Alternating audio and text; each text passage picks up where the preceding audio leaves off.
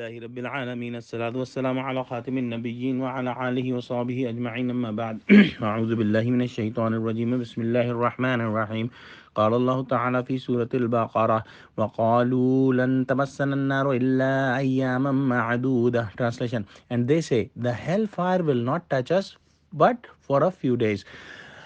There were many false assumptions that the Jews or Bani Israels had, and they still have.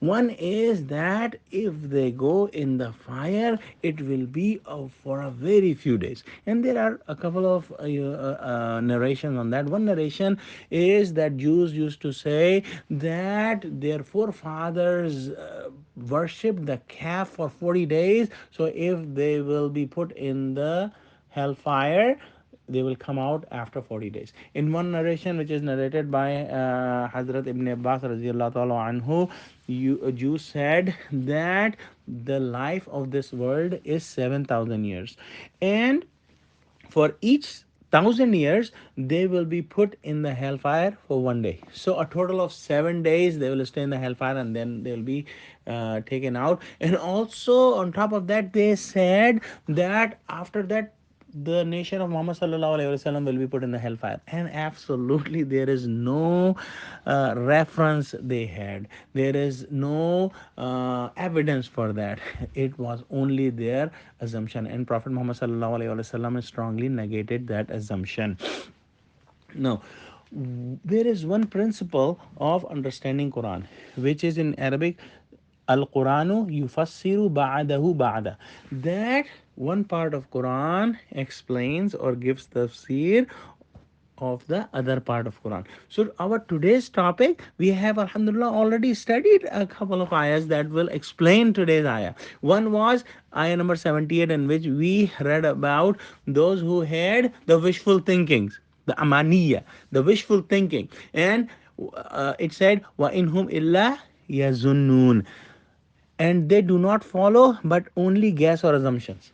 And we are seeing the same thing, that this is one of their assumptions, that they will not go in hellfire but only for a few days. In the ayah number 62, we have already studied that Allah subhanahu wa ta'ala said that being in the group of Jews or Christians or Sabi does not guarantee salvation. Salvation is dependent on two things, and those are the iman, the belief, and the good deeds. So clear message, there is no doubt about it.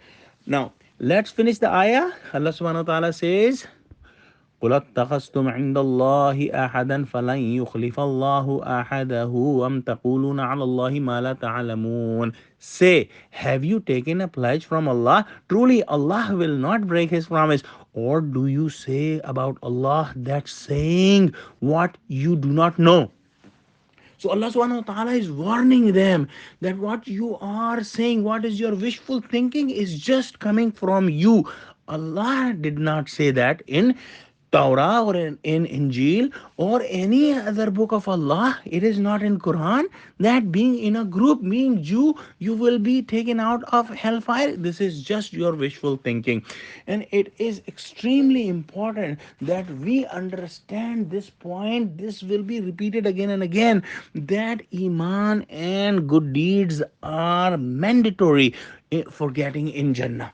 And Jews were doing big sins, like they knew that denying a prophet of Allah results in the hellfire, but they made a false assumption that they will go in hellfire. They are agreeing that they will go in hellfire, but they say that they will come out after a few days, which is wrong. So we must correct ourselves, that we should have a true iman from our heart, not just saying la ilaha illallah Muhammad Rasulullah, acting on it and believing it in our heart, and then doing good deeds. And this combination, with the help of mercy of Allah and with the prayers of Prophet Muhammad sallallahu alaihi wasallam, will inshallah take us in Jannah.